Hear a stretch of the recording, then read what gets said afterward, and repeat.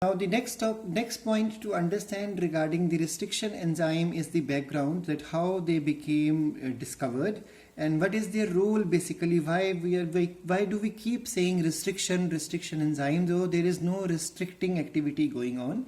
So let's read first from the NCERT. In the year 1963, two enzymes are responsible for restricting the growth of bacteriophages in E. coli. Now we all know E. coli is a bacterium, and then we all know viruses are of various types. Some viruses attack plants, some viruses attack animal. Accordingly, they are called as phytophages and zoophages. And then we have viruses which attack bacteria. So those viruses which attack bacteria are called as the bacteriophages. So in the year 1963, scientists found that there are two enzymes which are responsible for restricting the growth of bacteriophages in E. coli. That means just like we have immune system, microbes also have immune system, and that immunity is of different level, and that immunity is with the help of bacteria has two enzymes providing it defense, and its role is that these two enzymes help it to fight against the bacteriophages. So now what is the role of these enzymes? NCERT's next line.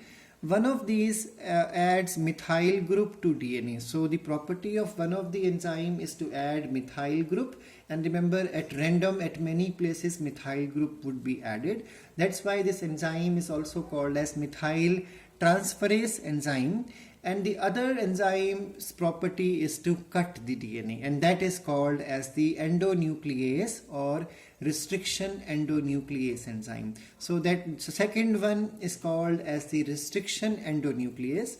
The first restriction endonuclease is XII, whose functioning depends upon specific DNA nucleotide sequence, was isolated and characterized 5 years later. It was found that XII always cut the DNA molecule at particular points by recognizing a specific sequence of 6 base. If you pay attention, GAATTC is also 6 bases, and then in the same manner GTC, GAC is also 6 bases. So this specific base sequence is called as the recognition sequence of XII. Besides this, today we have more than 900 restriction enzymes, and they have been isolated from more than 230 different strains of bacteria, each responsible for recognizing a particular recognition sequence. If you check your help books, lists of different restriction enzymes and where do they cut and which sequence they read, this is given as examples for you to understand. So now let's continue the topic, that what exactly restriction enzymes do. So the restriction enzyme topic is basically the restriction modification system. This concept was explained by Wemer Arber in 1965. So this scientist found that there are enzymes present in many bacteria, and these enzymes provide defense mechanism against viruses, and those viruses are called as the bacteriophages. So the defense is provided by two enzymes, and those enzymes are restriction enzymes and modification enzyme. That's why it is called restriction enzyme and modification enzyme. Some books will mention the name of the modification enzyme as methyl transferase enzyme. So the restriction, now the role of restriction enzyme is what? Restriction enzyme is a restriction endonuclease, so it will cut the foreign DNA. We all know virus is a endoparasite. So once it makes successful contact with the right type of bacteria we are learning in this concept. So once it makes successful contact, it will drill a hole and then it will make the DNA, its DNA or RNA, whatever, but maximum time bacteriophages are DNA containing. So it will cause its DNA to enter inside the bacteria. So now what is the role of restriction endonuclease enzyme? Once this foreign DNA enters inside, it will be cut into pieces by searching for example, if it is E core first enzyme, it will search for GAATTC from 5' to 3', and it will start cutting the viral DNA into pieces. Now you must be thinking, if it can cut the viral DNA, it can even cut the bacterial DNA. So this is the story's climax point.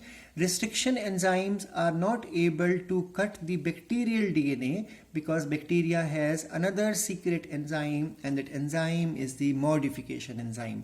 What modification enzyme does is it adds methyl group within the sequence so that the recognition sequence is not accessible to the restriction enzyme. So bacterial DNA is not cut because it is modified.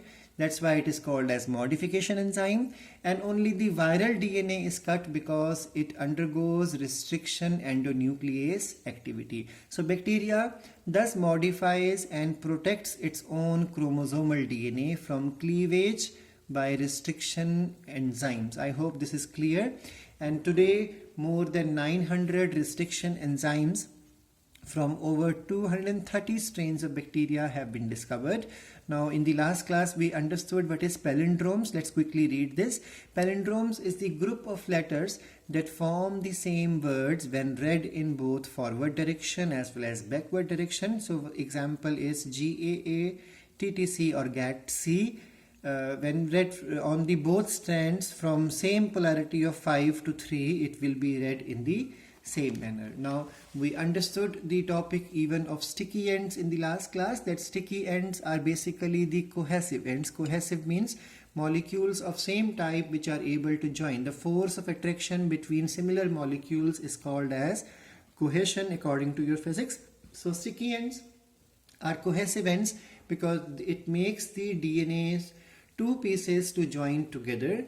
Now sticky ends form hydrogen bonds with their complementary cut counterparts with the activity of the DNA ligase enzyme, which is also called as the molecular glue.